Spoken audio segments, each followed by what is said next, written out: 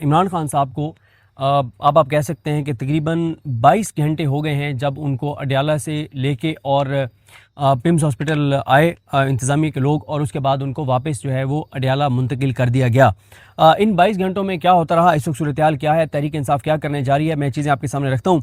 अब मुझे नहीं पता कि आप में से कितने लोग इस पीटीआई की स्ट्रेटजी से इत्तफाक करते हैं या इख्तलाफ करते हैं, लेकिन हमारा काम है कि जो आज मीटिंग्स का अहवाल हमारे सामने आया है उसकी तफसीलात आपके सामने रखी जाएँ। मैं डॉक्टर उज़मा साहिबा की प्रेस कॉन्फ्रेंस जो है उसके अहम तरीन चीज़ें क्या हैं जो बहुत गैर मामूली हैं उस पर भी बात करूँगा। लेकिन आज सबसे पहले तो हुकूमत ने ख़ुद ये एतराफ़ कर लिया कि उन्होंने तौहीन अदालत की है, और वज़ीर इत्तलात अता तारड़ उन्होंने ट्वीट करके बताया कि सुप्रीम कोर्ट के फैसले की रोशनी में, एक तरफ कह रहे हैं कि सुप्रीम कोर्ट के फैसले की रोशनी में हमने ये किया है, लेकिन एतराफ़ कर रहे हैं कि सुप्रीम कोर्ट के फैसले में जो कहा गया था कि इमरान खान साहब को शिफा इंटरनेशनल लेकर जाएं, उनकी फैमिली की मौजूदगी में उनके तमाम टेस्ट करवाएं, उनका इलाज करवाएं, उसमें से कुछ भी नहीं किया गया। कहते वो ये हैं कि सुप्रीम कोर्ट के फैसले की रोशनी में कैदी को 20 और जुर्रत नहीं हुई कि इमरान खान लिखें। कैदी को 20 और 21 अगस्त 2026 की दरमियानी शब मुनासिब हिफाजती इंतजाम के तहत अस्पताल ले जाया गया। माहिर अमराज चश्म, माहिर अमराज कल्ब और फिजिशियन समेत मुस्तनिद डॉक्टर्स की टीम ने उनका तफसीली मुआयना किया और उन्हें तिबी तौर पर सेहतमंद करार दिया।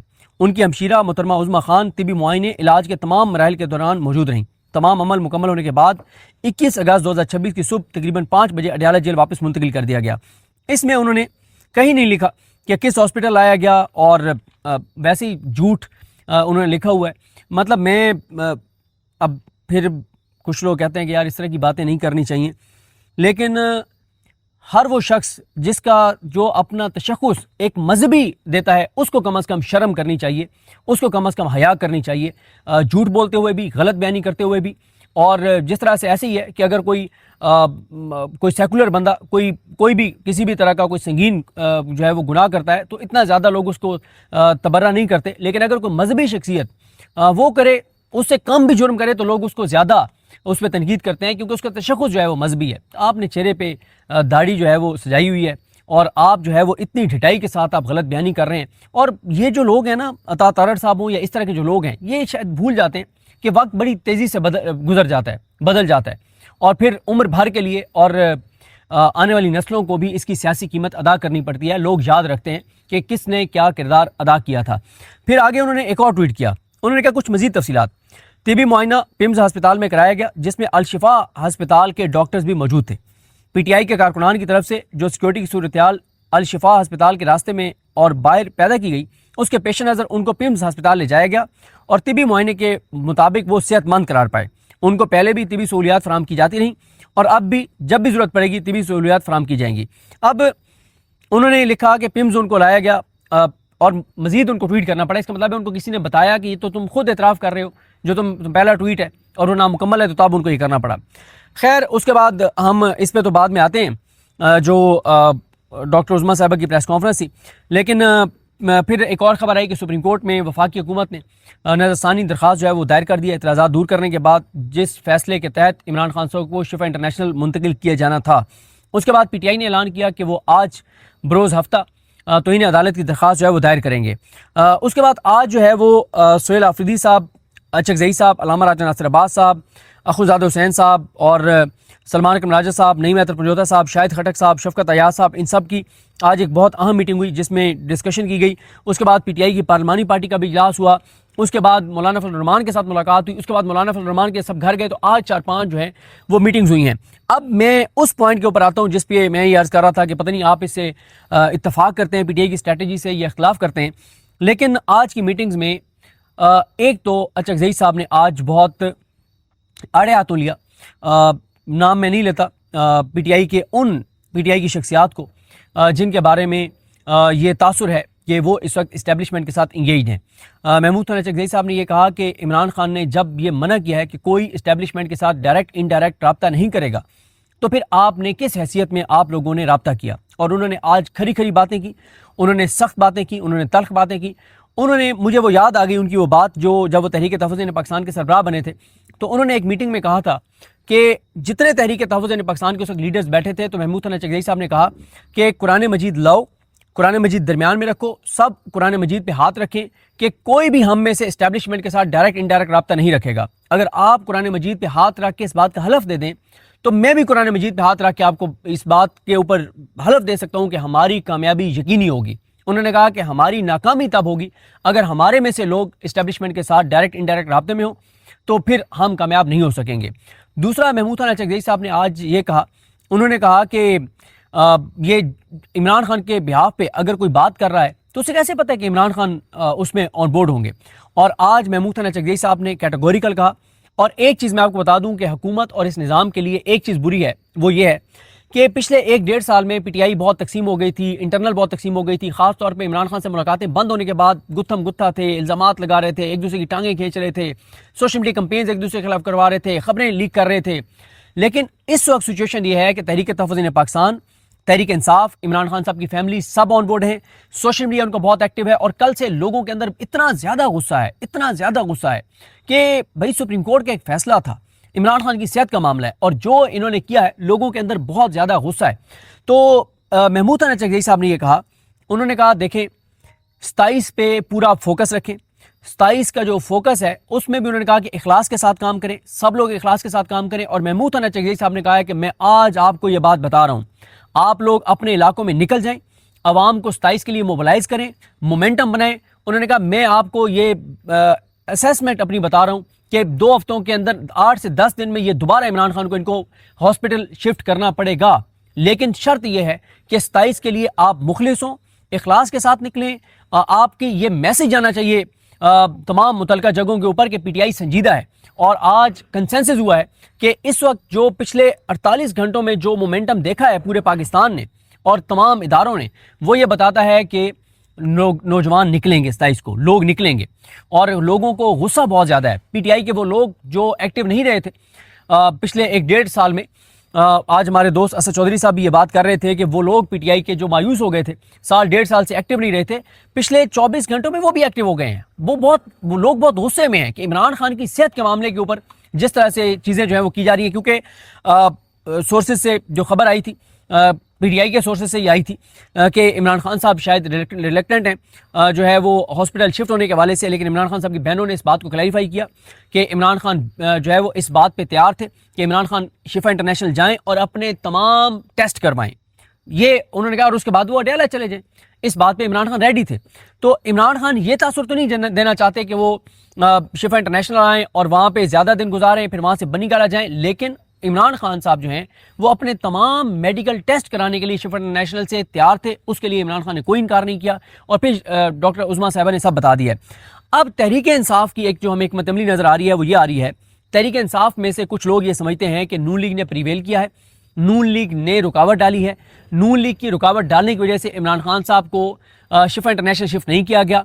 और इससे पहले क्योंकि सुप्रीम कोर्ट का जब फैसला आया और सुप्रीम कोर्ट में जब आज़ाद जजेस के सामने केस लगा तो उसी वक्त ही पता चल गया था कि इस मामले में इस्टेब्लिशमेंट न्यूट्रल रही है, कि उन्होंने आज़ाद बेंच बनने दिया, आज़ाद जजेस के सामने केस लगने दिया, तो इस मामले में उन्होंने मुदाखलत नहीं की। लेकिन फिर आपने देखा कि जब राना सनौला जो है वो आए और उन्होंने नवाज शरीफ का पैगाम कैटेगोरिकल बताया कि हम इमरान खान को किसी सूरत शिफा इंटरनेशनल शिफ्ट नहीं करेंगे। तहरीक इंसाफ के अंदर कुछ लोगों की ये सोच है कि इसमें ज़्यादा किरदार जो मकरू किरदार अदा किया है वो मुस्लिम लीग नून ने किया है। इसलिए आपने देखा होगा, ये वो पॉइंट है जिस पे मैं कह रहा था कि मुझे यकीन है कि आप में से बहुत से लोग इख्तिलाफ करेंगे पीटीआई की सिक्किम अमली से। लेकिन आप पिछले 24 घंटों में आपने देखा होगा कि तहरीक इंसाफ ने इस्टेब्लिशमेंट को अटैक नहीं किया, इस्टेब्लिशमेंट पे तनकीद नहीं की, क्योंकि पीटीआई के अंदर एक हल्का है जो ये समझता है कि इसमें जो मकरू किरदार अदा किया है वो मुस्लिम लीग नून की हुकूमत ने किरदार अदा किया है। लिहाजा हमें जो है वो 27 का हम फोकस करें, उसका मोमेंटम बढ़ाएं, इस्टेब्लिशमेंट को अभी हम अटैक ना करें और हम सुप्रीम कोर्ट में नेक्स्ट वीक केस लगवाने की कोशिश करें। और अगर सुप्रीम कोर्ट में केस नेक्स्ट वीक या उससे अगले हफ्ते लग जाता है तो हम एक इतना मोमेंटम बना दें, इतना दबाव बढ़ा दें अवाम के अंदर जाके कि सुप्रीम कोर्ट भी उस दबाव को महसूस करे और सुप्रीम कोर्ट दोबारा कंटेम्प्ट में ही ऑर्डर कर दे कि इमरान खान को शिफा इंटरनेशनल शिफ्ट कर दिया जाए। तो इसलिए पीटीआई की इस वक्त हिकमत अमली यह है कि वो इस्टेब्लिशमेंट को ज़्यादा अटैक नहीं कर रहे। ये चीज़ आपने देख ली होगी। लेकिन वो ये भी कहते हैं कि हम इस्टेब्लिशमेंट को अगर अटैक भी करते हैं, जो भी करते हैं, तो 27 से पहले तो हमने कुछ नहीं करना।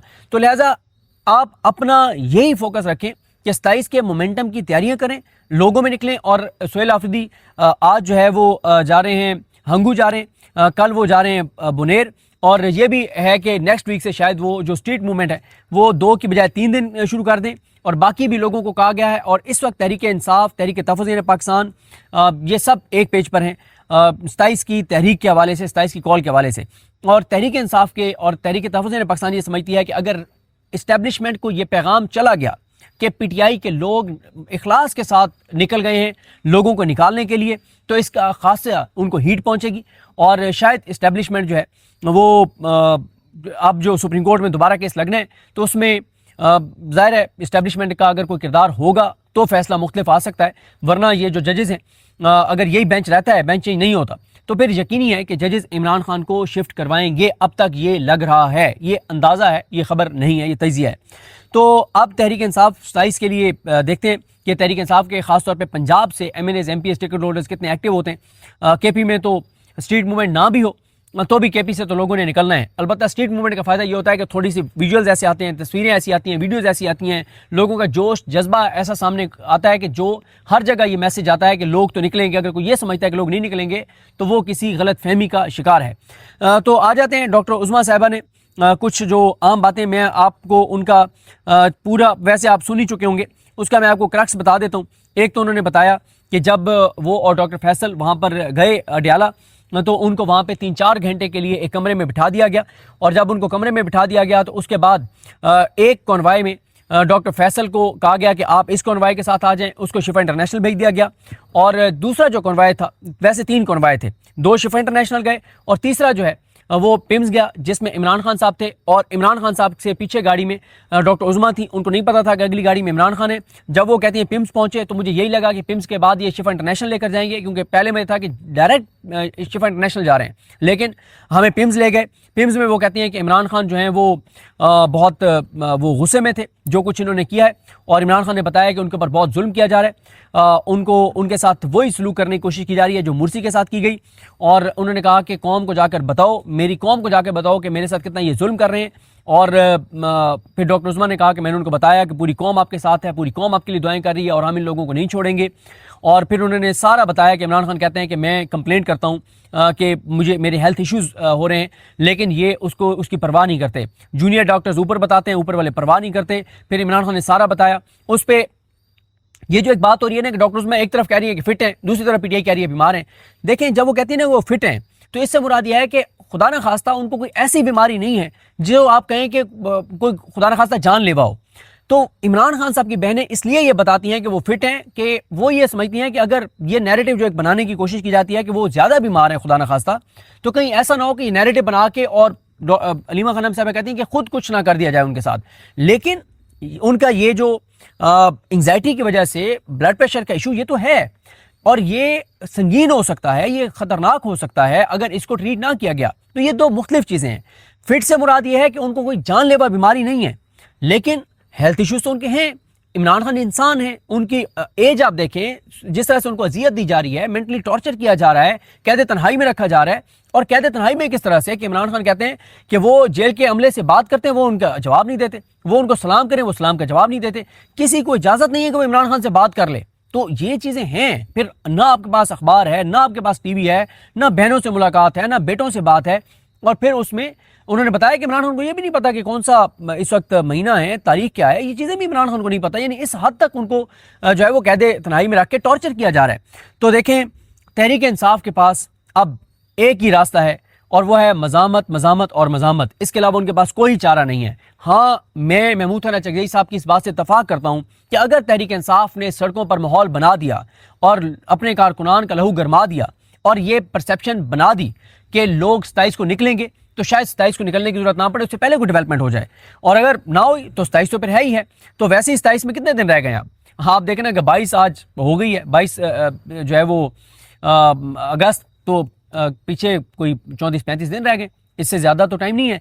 तो असल अब जो डिपेंड करता है वो तहरीक इंसाफ पंजाब और सिंध, इन 2 पे डिपेंड करता है कि ये लोगों को कैसे ऑर्गेनाइज करते हैं और मोमेंटम बनाते हैं। बलोचिस्तान आपको पता है जितना दूर है, लेकिन फिर भी बलोचिस्तान में हम देखते हैं कि बहुत ज़्यादा एक्टिविटीज़ बलोचिस्तान की तहरीक इंसाफ करती है। KP से लोगों ने निकलना ही निकलना है। असल जो मेन जगह है सिंध भी ज़ाहिर है दूर पड़ता है, इतना आसान नहीं है कि ज़्यादा लोग आएँ। असल जगह पंजाब है और पंजाब पे इस वक्त भी हम देख रहे हैं कि तहरीक इंसाफ की डोर टू डोर कोई कंपेन नहीं हो रही। 27 के ऊपर आप निकालें। मैं आपसे पूछता हूं कि आपके जो हल्के का MNA MP टिकट होल्डर है, आपने उसकी कोई संजीदगी देखी है 27 सितंबर के हवाले से? आपने उसको कोई वीडियो पैगाम देखा है? आपने कोई देखा है कि डोर टू डोर जा रहा हो? असल मसला पंजाब, पंजाब और पंजाब है। जब तक पंजाब के अरकान असम्बली, टिकट होल्डर, तंजीमी अहदेदार एक्टिव नहीं होंगे तो लोग तो निकलने के लिए तैयार हैं, लेकिन उनको किसी ने तो निकालना है ना, किसी ने तो मोमेंटम बनाना है। या चले आपने ना भी अगर 27 की जरूरत ही नहीं पड़ेगी अगर आप पहले माहौल बना लें तो। असल जगह है पंजाब। तो ये सूरत हाल है। मौलाना फजल रहमान के हवाले से भी बड़ी डेवलपमेंट्स हो रही हैं। वो जो इस वक्त तहरीक इंसाफ के और तहरीक तहफ़्फ़ुज़ पाकिस्तान के बहुत करीब आ गए हैं, मुतहदा अपोजिशन की तरफ मामला बढ़ रहा है। तो अब मेरी यही असेसमेंट है कि जो महमूद हसन चकज़ई साहब कह रहे हैं वो ठीक कह रहे हैं कि अगर तहरीक इंसाफ ने इखलास के साथ मोमेंटम बना लिया तो बड़ी डेवलपमेंट हो सकती है। लेकिन ना सुहेल अफरीदी के पास ज़्यादा टाइम है, ना तहरीक इंसाफ के पास ज़्यादा टाइम है। आप सुहेल अफरीदी को और ज़्यादा स्टेट मूवमेंट करनी पड़ेगी और एक्टिव होना पड़ेगा। और तहरीक इंसाफ के अंदर वो लोग जो ये समझते थे कि मफाहमत के जरिए हम रास्ता निकाल लेंगे, और उनको स्पेस भी मिली पिछले 8-9 महीने में, और खासतौर पर पिछले 4-5 महीने में तो बहुत स्पेस मिली। मज़ामत तहरीक इंसाफ कर नहीं रही, मफाहमत की 2-3 लोग की कोशिशें कर रहे हैं। तो वो लोग जो तहरीक इंसाफ के अंदर ये कहते थे कि हम बातचीत के जरिए रास्ता निकाल लेंगे, उनको बड़ा धचका लगा है और उन्होंने भी हाथ खड़े कर दिए। और कल की जो मीटिंग्स हैं उसमें बड़ी सख्त जो है वो गुफ्तगू हुई, बहुत कुछ कहा गया। और बैरिस्टर गौहर साहब ने तो कह दिया कि हमारे असम्बली में बैठने का जवाब नहीं है। और मैं आपको बताऊं कि एक मीटिंग ऐसी हुई जिसमें वहाँ पे जो एक PTI के रहनुमा मौजूद थे, उन्होंने मुझे बताया कि जब बैरिस्टर गौहर साहब ने वहाँ पे इतनी जज्बाती गुफ्तगू की इमरान खान साहब के हवाले से, और बहुत ऐसी उन्होंने तकलीफ दे उन्होंने मतलब उनकी गुफ्तगू थी कि वो कह रहे हैं कि मीटिंग में शरीक बहुत से रहनुमा जो हैं उनकी आंखों में आंसू थे। और बैरिस्टर गौहर साहब ने कहा है कि अब हमारा इस असम्बली में बैठने का जवाब नहीं है अगर यही सूरत हाल रही।